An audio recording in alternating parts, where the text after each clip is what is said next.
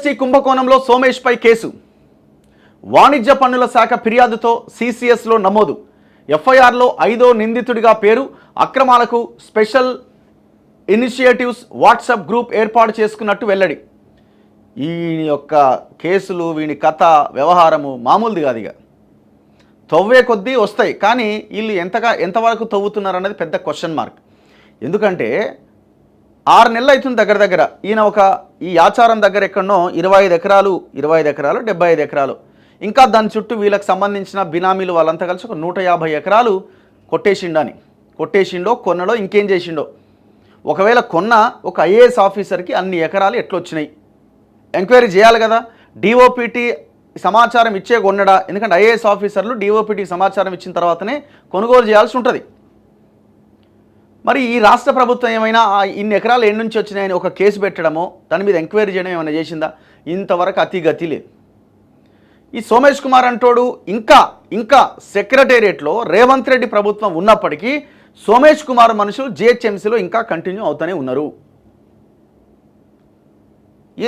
ఇది అడ్డంగా దొరికిపోయారు కాబట్టి కేసు బుక్ అయింది. మన పాయింట్ ఏంటంటే, కేసు బుక్ అయింది సరే, దీని మీద ఎంతవరకు ఎంక్వైరీ జరుగుతుంది? ఏ విచారణ కూడా నిష్పక్షపాతంగా జరగట్లేదన్నది మా ఆరోపణ. ఇంతకాలం ఉంటాడండి బయట. ఇంకా కేసీఆర్తో పాటు మొత్తం నిర్ణయాల్లో ఈ ప్రభుత్వ ప్రధాన కార్యదర్శిగా ఉన్న సోమేష్ కుమారే, వీడు బిస్కెట్లకి ఛాయలకే కోట్ల రూపాయలు ఖర్చు పెట్టిండు. మామూలు అవినీతి దుర్మార్గుడు కాదు, ఒక అరాచకమైన శక్తి ఇది. ఒక బీహారీ ఐఏఎస్గా ఒక అరాచకమైన పాలనని తెలంగాణ ప్రజలకు చూపించిండు. మరి ఈయన అక్రమాస్తులు ఏంది? ఈయన మీద ఉన్న కథ ఏంది? వ్యవహారం ఏంది? హోంగార్డులను పెట్టి గుంజుకొచ్చి లోపలే ఇస్తాను రేవంత్ రెడ్డి. మరి ఏది ఆ ప్రభాకర్ రావు ఎలక్ట్రిసిటీ డిపార్ట్మెంట్లో ఆయన దాంట్లో ఉంది. నవీన్ మిట్టల్ని ఏకంగా ధరణికి టోటల్ కమిషనరే చేసి పడేసిర్రు. స్టిల్ ఇంకా సోమేష్ కుమార్ మీద చర్యలు లేవు. సోమేష్ కుమార్ మనుషులు ఇంకా సెక్రటేరియట్లో వాళ్ళ హవా కొనసాగిస్తూనే ఉన్నారు. ఒక సోమేష్ కుమార్, ఒక సందీప్ కుమార్ సుల్తానియా, ఏడున్నాయండి సందీప్ కుమార్ సుల్తానియాకి ఎన్ని శాఖలు ఇచ్చిర్రు? అడిషనల్గా 7-8 ఇచ్చినట్టున్నారు దగ్గర.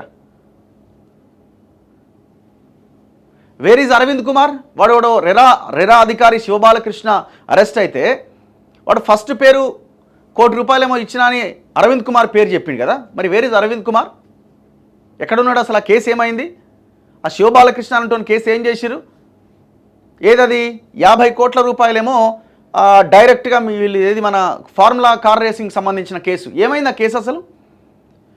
స్టార్టింగ్ ఒక నెల రోజులు టక నడిపించి ఈ పేపర్లన్నీ పెద్ద ఎత్తున రాసినాయి. ఏమైంది ఆ కేసు? కార్ రేసింగ్ దాంట్లో మంత్రిమండలి యొక్క పర్మిషన్ లేకుండా, ఆనాడు దానికి కన్సర్న్ మినిస్టర్గా ఉన్న ఫైనాన్స్ మినిస్టర్, ఆర్థిక మంత్రి యొక్క కూడా కనీస ఇన్ఫర్మేషన్ లేకుండా కేటీఆర్ చెప్పిండని అరవింద్ కుమారు 53 కోట్ల రూపాయలు ఆ ఫార్ములా దాంట్లో ట్రాన్సాక్షన్ చేసిండు. ఏది ఆ కేసు? ఏమైంది? జీఎస్టీ కుంభకోణంలో ప్రభుత్వ మాజీ ప్రధాన కార్యదర్శి సోమేష్ కుమార్ పైన హైదరాబాద్ సిసిఎస్ పోలీసులు కేసు నమోదు చేశారు.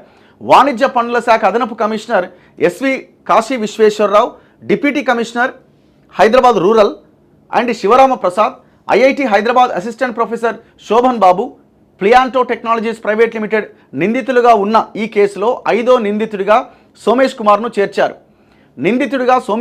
చేర్చారు.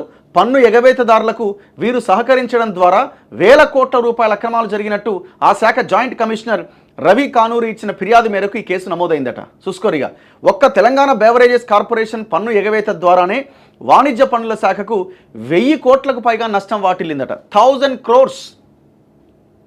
మరో 11 ప్రైవేట్ సంస్థలు సుమారు 400 కోట్లు ఎగవేసినట్లు ప్రాథమికంగా వెల్లడైనట్లు ఫిర్యాదులో పేర్కొన్నారు. అంటే వీడు ఏంటంటే, వాళ్ళు జిఎస్టీలు ఇవన్నీ కట్టకుండా దాన్ని మొత్తం సెటరేట్ చేస్తారు అన్నమాట, బ్యాచ్ అంతా కలిసి. దానికి వీళ్ళు ఒక వాట్సాప్ గ్రూప్ కూడా పెట్టుకున్నదట, special initiatives WhatsApp group. Big leap అక్రమాలు తేలడంతో లోతుగా దర్యాప్తు చేసిరట. ఎఫ్ఐఆర్లోని వివరాల మేరకు మానవ వనరులను సరఫరా చేసే big leap technologies and solutions private limited పన్ను చెల్లించకుండానే 25 కోట్ల ఇన్పుట్ ట్యాక్స్ క్రెడిట్ తీసుకొని మోసానికి పాల్పడినట్టు తేలిన నేపథ్యంలో వాణిజ్య పన్నుల శాఖ అంతర్గతంగా విచారణ జరిపింది. వాణిజ్య పన్నుల శాఖకు సాంకేతికతను అందించే సర్వీస్ ప్రొవైడర్గా ఐఐటి హైదరాబాద్ వ్యవహరించింది. తెలంగాణలో పన్ను చెల్లింపుదారులు నమోదు చేసే ఐటీ రిటర్న్స్లో అక్రమాలను గుర్తించడంతో పాటు డేటా విశ్లేషించడం సర్వీస్ ప్రొవైడర్ చేయాల్సిన పని. పన్ను చెల్లింపుదారుల్లో ఎవరైనా అక్రమాలకు పాల్పడితే సర్వీస్ ప్రొవైడర్ రూపొందించిన స్క్రూట్నీ మాడ్యూల్ గుర్తించాల్సి ఉంటుంది. కానీ ఈ బిగ్ లీప్ టెక్నాలజీస్ అక్రమాలకు పాల్పడ్డా ఈ మాడ్యూల్ గుర్తించలే. వాణిజ్య పన్నుల శాఖ అంతర్గత విచారణలో తీగలాగితే డొంక కదిలింది. అక్రమాలను గుర్తించకుండా సాఫ్ట్వేర్లో మార్పులు చేసిరట. చూసుకోరిగా బిగ్ లీప్ అక్రమాల నేపథ్యంలో వాణిజ్య పన్నుల శాఖ నియమించిన ఒక అధికారి గత ఏడాది డిసెంబర్ 26వ తేదీన ఐఐటి హైదరాబాద్ ప్రాంగణంలో విచారణ జరిపారు. అప్పటి రెవెన్యూ స్పెషల్ చీఫ్ సెక్రటరీతో పాటు ఎస్వి కాశీ విశ్వేశ్వరరావు, శివరామ ప్రసాద్ల మౌఖిక ఆదేశాల మేరకు అక్రమాలను గుర్తించకుండా సాఫ్ట్వేర్లో మార్పులు చేసినట్టు ఆయన తన నివేదికలో పేర్కొన్నారు. ఐజీఎస్టీలో అక్రమాలను గుర్తించకుండా సాఫ్ట్వేర్లో మార్పులు చేసిన కారణంగా ప్రభుత్వ ఖజానాకు నష్టం వాటిల్లినట్లుగా వివరించారు. అలాగే ఐఐటి హైదరాబాద్ ప్రాంగణంలోని ప్లియాంటో టెక్నాలజీ సంస్థ వాణిజ్య పన్నుల శాఖ వ్యవహారాలను పర్యవేక్షిస్తున్నట్లు ఆ నివేదికలో వెల్లడించారు. ఈ నివేదిక ఆధారంగా కాశీ విశ్వేశ్వరరావు, శివరామ ప్రసాద్, ప్లియాంటో టెక్నాలజీస్ ప్రైవేట్ లిమిటెడ్ను వాణిజ్య పన్నుల శాఖ వివరణ కోరింది. సోమేష్ కుమార్ ఆదేశాలతోనే తాము సాఫ్ట్వేర్లో మార్పులు చేయాలని సూచించినట్లు వారిద్దరు వివరణ ఇచ్చారు.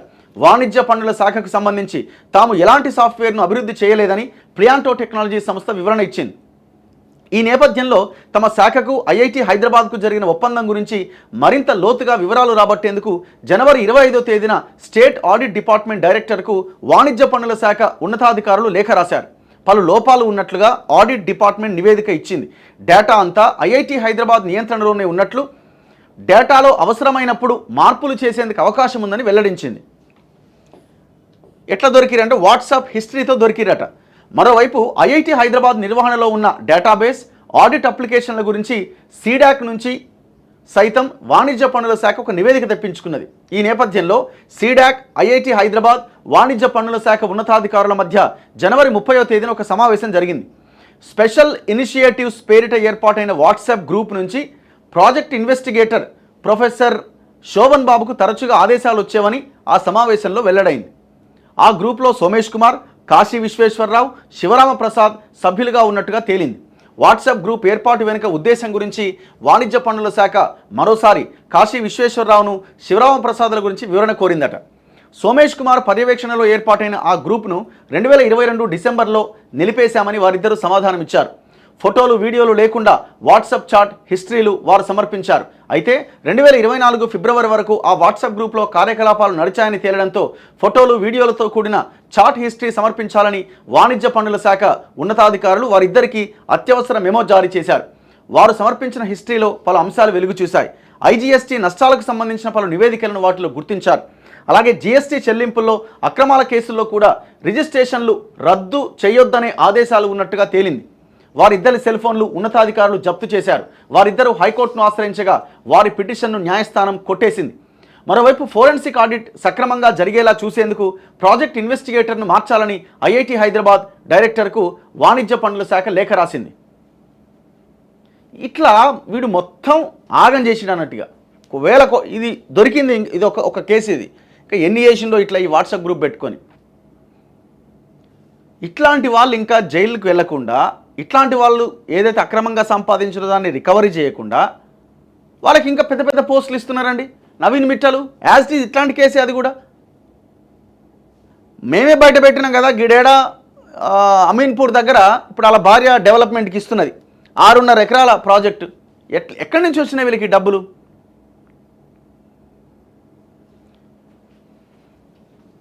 ఈ 4 రోజులు నడిపిస్తారు. ఇది సోమేష్ కుమార్ ఫోటో వేసి ఓ 4-5 రోజులు నడిపిస్తారు. 5వ రోజు ఖతం అయిపోతుంది. సేమ్ అదే కదా ఆ శివబాలకృష్ణ రెరా కేసు ఏమైంది? ఎక్కడ where is Arvind Kumar? Direct involve అయింది కేటీఆర్. ఏడు కేటీఆర్. కేటీఆర్ ఇలా సవారీ చేస్తున్నాడు రేవంత్ రెడ్డి మీదకి. మరి రేవంత్ రెడ్డి ఏది ఆ కేసు బయటికే వస్తలేదు. 53 కోట్లు, ₹1, ₹2 అదేమన్నా 53 crores మంత్రి మండలి క్యాబినెట్ అప్రూవల్ లేకుండా, ఆర్థిక మంత్రికి తెలవకుండా సింగిల్ ట్రాన్సాక్షన్ తోటి ఈయన చేయమన్నాడట, ఆయన చేసిండట. అయిపోయింది, ఖతం.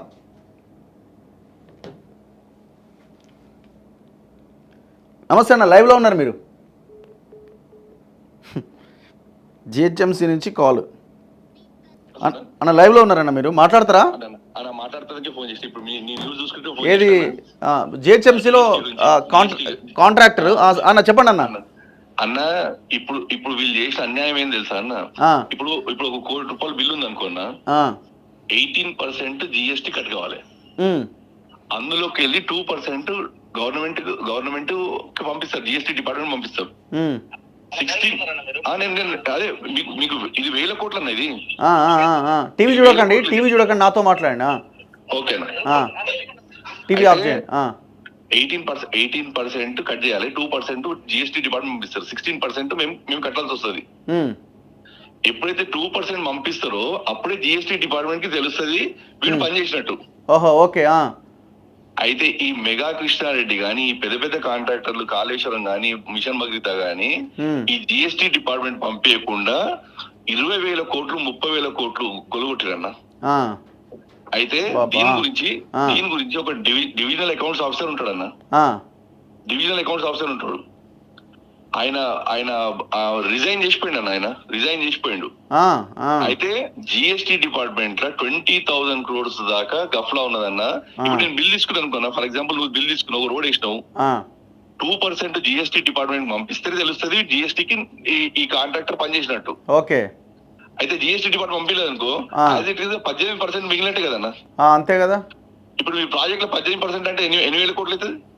అవును, పెద్ద అమౌంట్ అవుతుంది. దీని మీద ఎంక్వైరీ చెప్పాను, 100% దీని లోపల ప్రతి ఒక్కరు వెళ్తారన్న ఇళ్ళకెళ్ళి. అది చెప్తానికి ఫోన్ చేస్తాను. రైట్ అన్న, థ్యాంక్ యూ. ఇప్పుడు జిహెచ్ఎంసీలో ఇంకున్నారా సోమేష్ మనుషులు? అందరు అట్లే ఉన్నారన్న. GHMCలో గవర్నమెంట్ ప్రత్యేక దృష్టి పెట్టి దీని ఏమని చేస్తే కాపాడితేనే పోతుందన్న, లేకపోతే ప్రతి ఒక్క వ్యవస్థ వేస్ట్ అన్న. అక్కడ ప్రతి ఒక్క వ్యవస్థ, ఇంజనీరింగ్ లో పని నడుస్తలేదు, హెల్త్ లో పని చేస్తలేదు, టౌన్ ప్లానింగ్ లో మీరు టౌన్ ప్లానింగ్ లో చూడండి, ఏదైనా బిల్డింగ్ సక్రమంగా కడుతురా, స్లాబ్ కి ₹1,00,000 తీసుకొని పడతాడు వేసుకోమంటున్నారు. అసలు అడ్మినిస్ట్రేషన్ లేదన్న GHMCలో. ఓకే. అమరాపల్లి వచ్చిన తర్వాత ఒక్క ఫైల్ కూడా సైన్ చేయలేదు అన్న.